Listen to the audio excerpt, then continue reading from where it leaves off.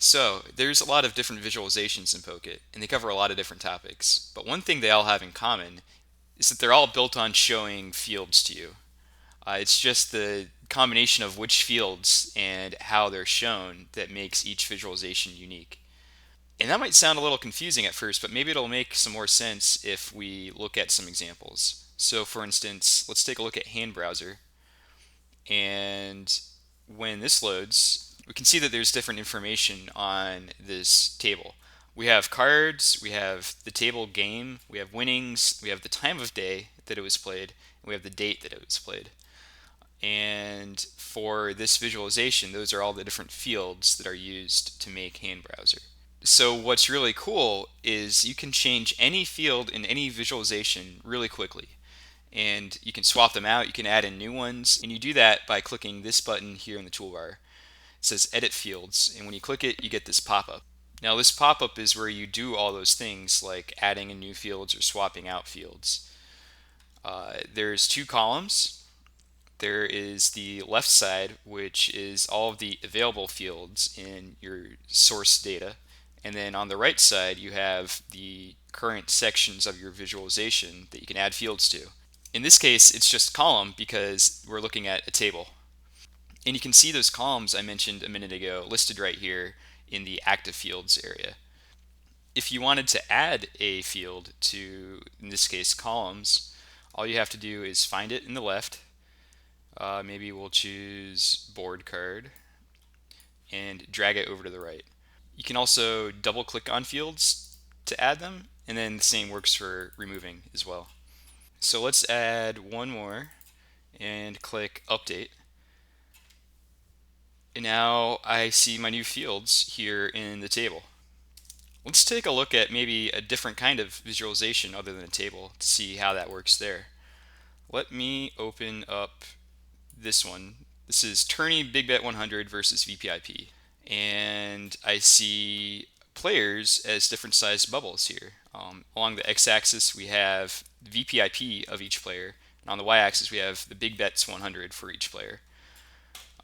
And if I wanted to change around this graph, I click that same button here in the toolbar and I get the same pop-up, but this time I have different choices for the active fields. And this is the different facets of this visualization that I can add a field to. In this case, it would be the x-axis, the y-axis, the radius of each circle, and the color or spectrum of each circle. Now, whereas on the table visualization, you could add multiple fields into the column section, in this visualization, there's a lot of these facets that can only take one field at a time. For instance, spectrum and radius are that way. It doesn't make sense to have two different fields showing what the size of a bubble should be.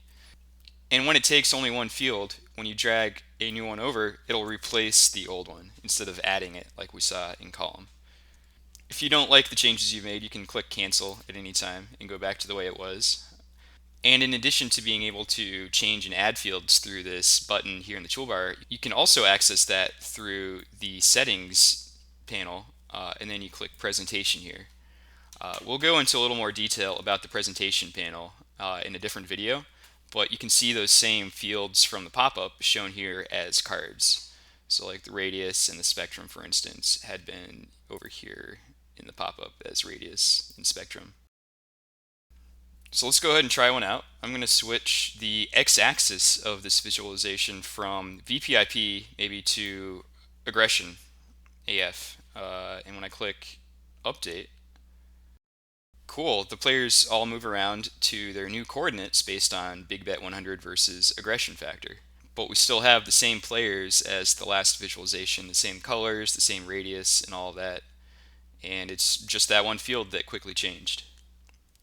All right, I'm going to close the side panel and go back to the pop-up. Maybe we'll add another one. Let's do a couple at the same time. I'm going to switch the x-axis to perhaps RFI. And why don't we at the same time replace spectrum with preflop raise? Cool. So now we have a little bit of a different distribution of those same players.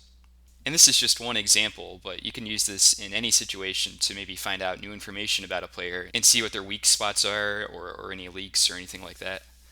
One other thing I wanted to do is go back into that pop-up, and I'm going to switch what is even shown as circles. So right here we're seeing individual players based on their player name, but I can set that to a completely different concept even, like for instance position. And when I click update, now this visualization is showing us something very different. It's based on actions by players at each position rather than actions based on an individual player. So this would be every player at the cutoff and what their RFI and Big Bet 100 had been in that position, which is pretty cool that it can be that flexible and pivot in any direction you want it to. All right, so let's take a look at maybe one more visualization type to see how it works there. I'm going to load this hands graph here, which this one is just showing my winnings and my all-in EV. But I can click the fields pop-up again and add whatever fields I want to be graphed on the y-axis. So maybe we'll pick showdown winnings and non-showdown winnings. And all I have to do is click update. And there we go. Now I've got these four fields shown as lines on my line chart.